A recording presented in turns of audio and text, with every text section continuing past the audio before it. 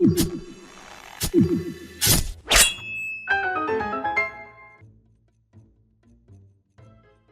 Legend of Zelda Breath of the Wild has been out for well over 2 years now, and even though it's been the main focus of this channel for a while, there still are many things to talk about, including several theories that have been on my radar for quite some time. However, none of them have ever warranted separate videos, as the theories themselves have either already been discussed or are too short for an episode. Some of them are worth noting though, and that is why I have decided to make a single video going over a variety of these different theories. Some might sound familiar, as I'm including a few that have already been mentioned in the past. And just because a certain theory is mentioned here, does not mean it won't get its own episode eventually. Due to this, some theories won't go into too much detail because a separate episode may be planned in the future. With all that said, let's talk about 10 different Breath of the Wild theories in a single video.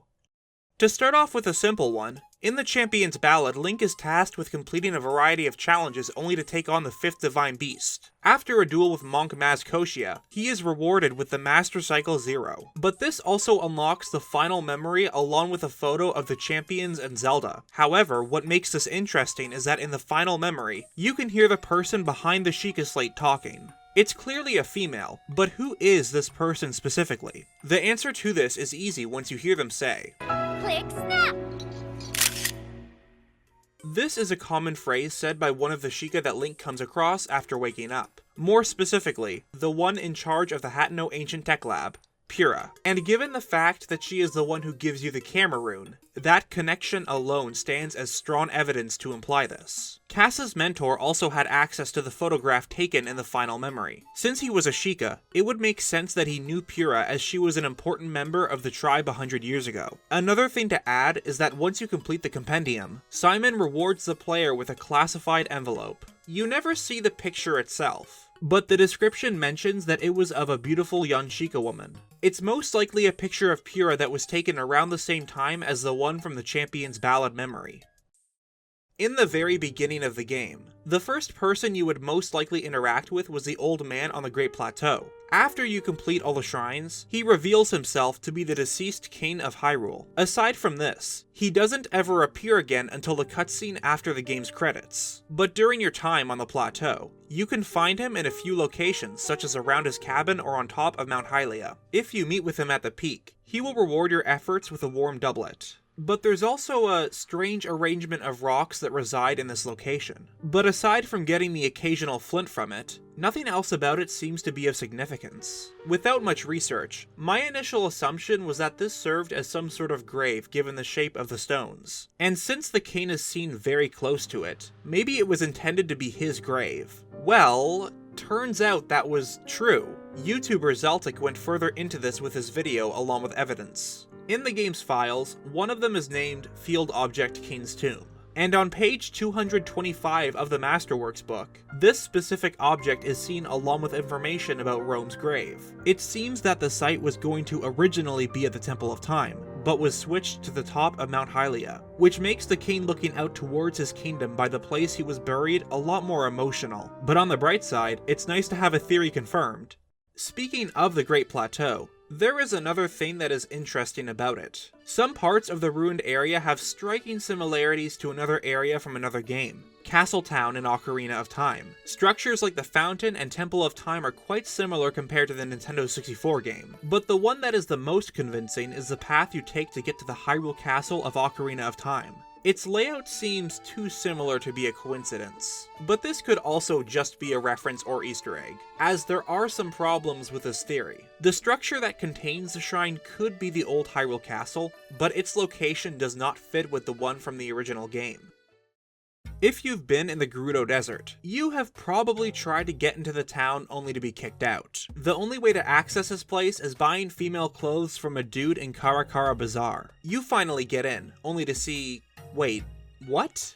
Gorons? Why are they allowed in the town? It does seem very strange, especially when one of them tells you that they aren't even sure why they were let in. We do see other races in the settlement, but only females. more specifically a Hylian and Rito. One of the common theories is that the Gorons are genderless, which would explain why we never see one that could be considered female. They all have deep voices and heavy builds, something that would generally be associated with a male, but it might have less to do about gender and more about a business relationship. One of the common practices of Goron is the mining of rock and ore, and this is brought up during the Divine Beast quest when Bluto mentions that Rudania's actions are stopping their mining operations. Now, you might be thinking that the Gorons are mining for valuables such as gems. However, these rocks are deemed useless to them because of how bad they taste. As a result, they instead sell them. Now look at the Gerudo. They have a need for valuable stones and jewels such as sapphire and diamonds to make accessories. Some of the Gerudo armor is even made from gemstones, as can be seen at the shop in Terrytown. So what if the Gorons and Gerudo are close business partners? The former mines up the gemstones while the latter purchases them in bulk to either sell later on or turn into accessories. Speaking of accessories, there is a shop dedicated to selling you a variety of earrings and other knickknacks that help with the weather. It does sound like a logical conclusion.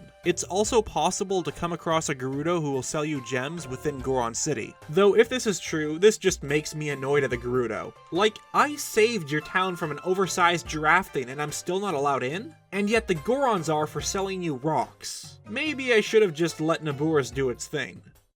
Here's a personal favorite of mine that I've previously mentioned in another video. This idea originated from a commenter on one of Macintyre's videos. The whole idea is that Hyrule was set up for failure by the fortune teller who was really a part of the Yiga clan. When sealed, they had created a plan to take over the ancient Sheikah technology and use it to destroy the kingdom. But since the Sheikah were banished, all of the guardians and divine beasts were buried away. A prophecy was then made up to entice the royal family to dig up the technology. Without knowing it, they sealed their own fate, and Calamity Ganon was able to exact revenge on the people. Given that not much information was known about the fortune teller, it makes their claims even more suspicious. Especially since the Yiga would know how the technology worked because they used to be a part of the group which constructed it. Taking it over would have been easy. While this might be overthinking the plot, I like to consider it canon as it adds more depth to a story that really needs it.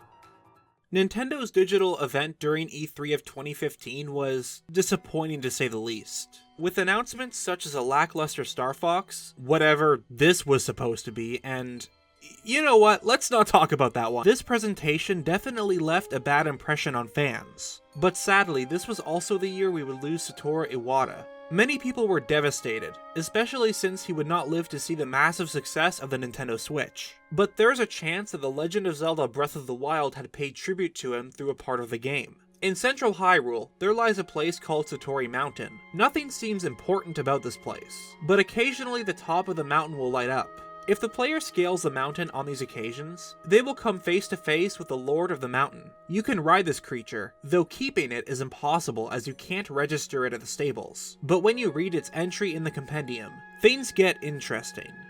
This noble creature watches over all animals that make their home in the forest. Legend says this holy creature is a reincarnation of a sage that died in the lands it now protects. It has an acute awareness of its surroundings, so it seldom appears before people. It's sometimes known by its other name, Satori. It's probably not a coincidence that Satori is only one character away from being Satoru. This was most likely done to immortalize Iwata and his accomplishments within the gaming industry. Rest in peace, my friend.